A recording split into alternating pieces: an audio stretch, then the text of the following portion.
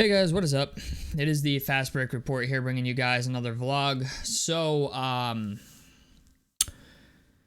don't feel good. This video is going to just be me giving my thoughts on our 51-point loss to the Boston Celtics last night because it was pretty fucking bad. I'm gonna be honest, I didn't watch the whole game. I fell asleep during the second quarter because, like, I don't ever go to bed at 8:30 at night, but, like, for whatever reason last night, I just could not stay up to watch that game, and the game by the second quarter was pretty much decided. We were down, I think, by 20 or 30 points in the second quarter, so I was like, yeah, this game's pretty much decided. I gotta be honest, I expected us to lose the game. Like, I'm just gonna call it what it is. Like, I didn't have any aspirations of us winning that game, especially with Tyrese Halliburton being out. Before the game started, Halliburton, Mathurin, and Toppin, I think, were all listed as questionable.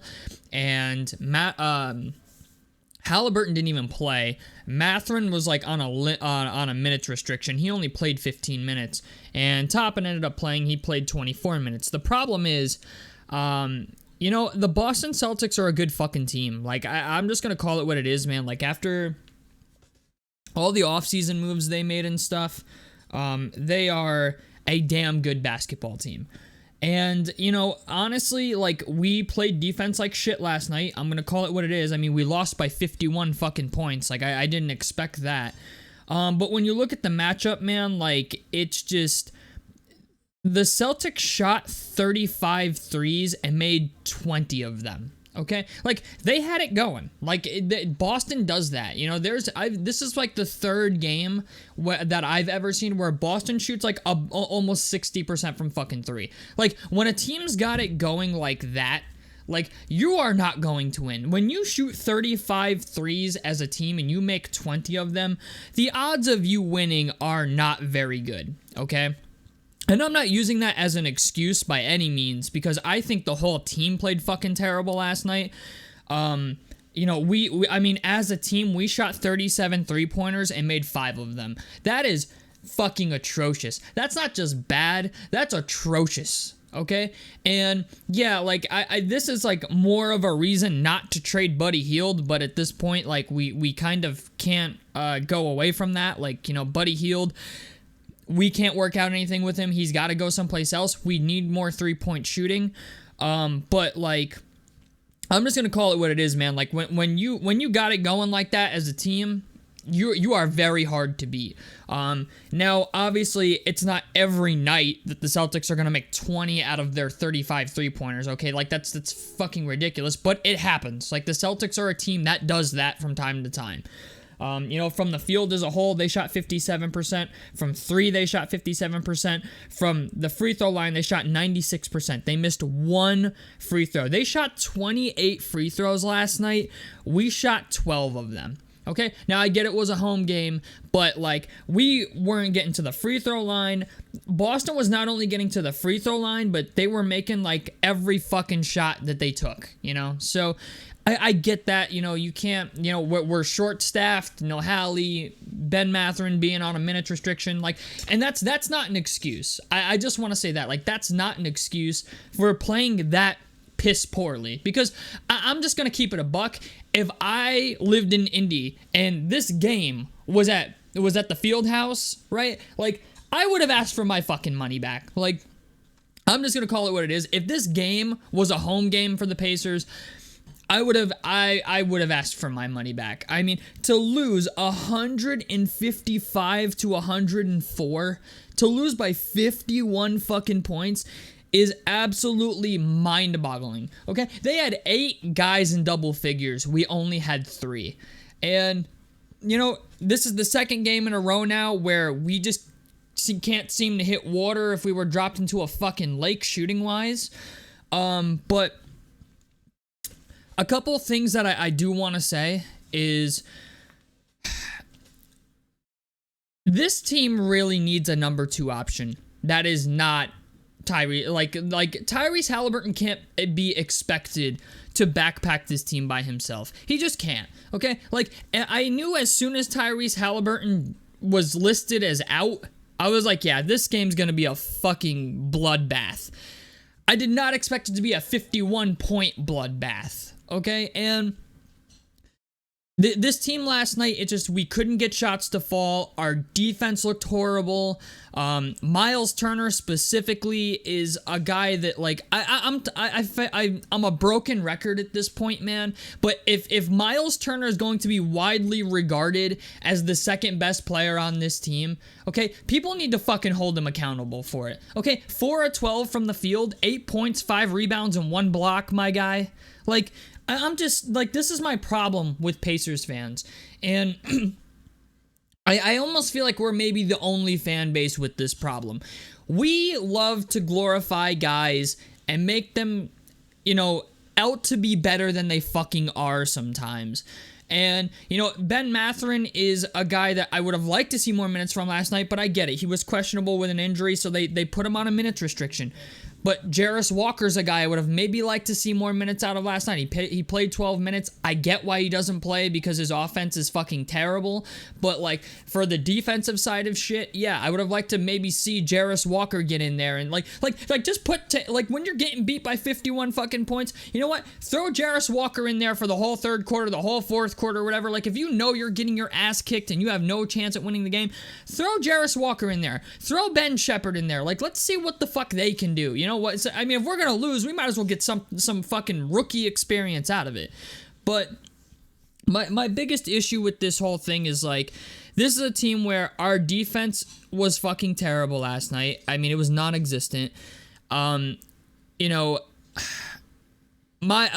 if Miles is gonna be the second best player on this team, I expect him to rise in these situations. Like I'm sorry, but if we're going to consider Miles Turner to be the second best player on this roster, which I don't think he is, but he's widely regarded as the second best player on this team, according to the fucking fan base, okay?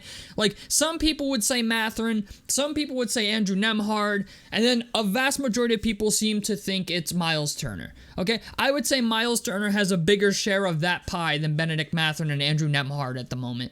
But being that he is the most tenured vet on the team, who's been on this team for 9 fucking years, I expect you to go out there and assert some level of dominance, okay? But he shot 4 of 12 from the field. He didn't have it going from 3. He scored 8 points, had 5 rebounds, had 1 block. I mean, he couldn't, like, Porzingis only put up 13 and 8. It wasn't even the matter of outplaying his matchup in this game. It's just, like, this team needed a fucking leader, and a lot of us, I think, agree when Halliburton's not in the game, Miles is the leader, I think, right? Like, I think we can all widely agree on that. Even if he's not the greatest basketball player in the world, he's the guy that is supposed to lead this team, and has not done that, and I don't think he's capable of doing that. That's why I've been such an advocate for getting rid of Miles Turner, because I really don't think losing him is as big of a loss as Pacers fans seem to think it is. And when I see production like that last night from a guy who comes out and says things before every fucking season where he's like, oh yeah, I'm gonna be an all-star this year. I'm a top 5 center in the NBA. Oh, I got invited to the Olympics, or I'm on Team USA and he didn't even get a fucking invite. Like, when he comes out and does shit like this, I think to myself, how the fuck does the fan base like him? I'm sorry, Miles Turner has gotten more free passes than I think any player that has ever been on this fucking team. And when I see shit like this, I just think to myself, bro, like, we gotta stop. Like, we gotta stop praising this man like he's the second coming of, I don't know, Rick Smits or some shit like that. Like, I just don't get why people act like he's significantly better than he actually is. I get that he wants to be a Pacer, but when I see performances like that, I'm like, dude, he's not our second best player. Like, TJ McConnell was like the player of the game for us last night. He had 18 points, 7 rebounds, and 5 assists. Fucking little 6-foot TJ McConnell, okay? TJ McConnell, who is 6'1", had more fucking rebounds than Miles Turner last night, who is 6'11", bro. I mean, like, and Andrew Nembhard, 6 of 17. Miles Turner, 4 of 12. Who else? Buddy Hield, 3 of 8. Jordan Norwa, Jordan Wara, if I said that correctly, 2 of 8. Aaron Nesmith, 4 of 9 isn't bad. Isaiah Jackson, 3 of 5 isn't bad. Ben Shepherd, 2 of 4 isn't bad. Jarris Walker, 4 of 6 isn't bad. Obi Toppin, 5 of 6 is not bad. But, like, you know, I look at this team, I'm like, Nembhard kind of sold us. Miles kind of sold us. Bruce Brown kind of sold us. Bruce Brown played 20 minutes, shot 1 of 6 on the field, 0 of 3 from 3. But, like, this was just straight up a bad showing. And like I said, like, it's the Celtics. Like, at the end of the day, it's the Celtics, you know, and they're probably going to fucking win it all this year with how loaded that starting five is. But at the same time, I think to myself, man, like, we have to be more competitive than that. Like, if we're going to make the playoffs, if we're going to be a team that people are going to put in the playoff picture, we've got to be more competitive than that. You know, we can't lose games to teams like the fucking Chicago Bulls because we shoot like shit. We can't lose games to the Boston Celtics because we shoot like shit, and then because we're shooting like shit, we just give up defensively. Like, that's what I felt happened last night. I think the game got the game was so far gone that we were just like, fuck it. We lost. And, like, I get that, but, you know, this team needs a lot of shit. And like, I think to myself, like, I get that, like, it's not ideal to trade Buddy Hield. I get that it's not ideal to trade Miles Turner. I get that it's not even ideal to trade TJ McCollum. Or TJ McCollum. What the fuck am I on? TJ McConnell. Okay? I'm thinking of the CJ McCollum's game last night that he had for the Pelicans was pretty ridiculous. But it's just the idea, man. Like, we have TJ McConnell on our team, Buddy Hield, and Miles Turner. And, you know, even if you could just package Buddy Hield and TJ McConnell somewhere to get you something else, it's just, this team needs a bona fide second scorer, and it doesn't have it. And preferably a bona fide second scorer that can also play defense to some fucking extent. And I don't know where that's going to come from. And honestly, if it doesn't come, I'm gonna be honest, boys. I was confident about this team in the offseason. Like, okay, like 48 wins seems like it's possible. Not if we're playing like that. Not if we play like that every fucking night, that Halliburton's out, or, you know, even if Halliburton's in, because, like, not for nothing, even if Tyrese Halliburton plays last night, right? There's nothing like Tyrese Halliburton can only do so much by himself.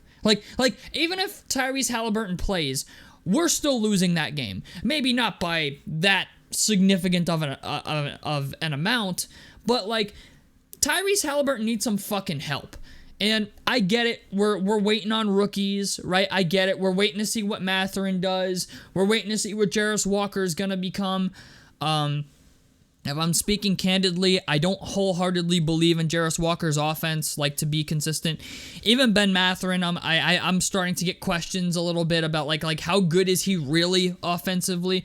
Because, like, it just, I will make my determination about this team probably 25 games in, you know, like that, like, I don't even think you gotta wait till 25. I think, like, 15 to 20 games in, you will understand where your team is at. But it's just the idea, like, right now, the Pacers don't look like a playoff basketball team. Especially when if Tyrese Halliburton gets injured, it seems like the entire house of cards fucking falls down.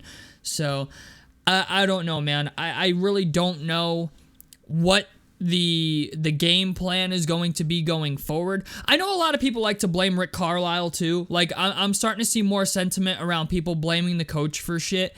But I'm like, bro, like, there's certain things that, like, you just can't fucking control. You know what I'm saying? Like, I'm even hearing things that, like, Ben Mathurin and Miles Turner don't exactly mesh. Like, Ben, like, somebody said something where, like, Miles, I guess, was trying to talk to Ben Mathurin, and Ben, like, completely fucking ignored him.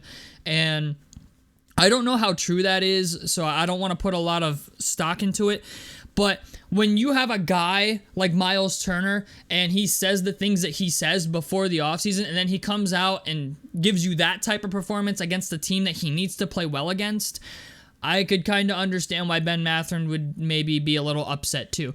However, Ben Mathurin is also very competitive. I will say that. He's a competitive player, so it could have just been the idea that they were getting, the fucking brakes beaten off of them, that's why he was kind of disregarding everything Miles Turner said, because I do that. I'm just going to call it what it is. Like, if my team's fucking losing and people play worse than me but want to try to critique what I'm doing, I get fucking annoyed too.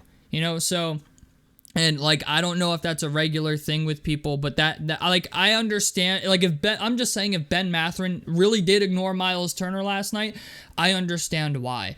Because, like, I've had times where it's, like, whether it's basketball, whether it's I'm playing pool, or any fucking sport, and I'm playing better than somebody, the last thing I want is that person that I'm playing better than to come up to me and try to critique me on shit. You know what I'm saying? And I get that, like, Ben Mathurin is a second-year player, Miles Turner's a 9-year player, but, at the same time, I think to myself, Miles talked all this shit before the season, and yeah, he had a couple good games, but it's just, like, I'm not sold on it. So, I don't know, man. All I know is I was not expecting to wake up to a 51-point loss. I did expect us to lose, just I did not expect us to lose by a margin like that.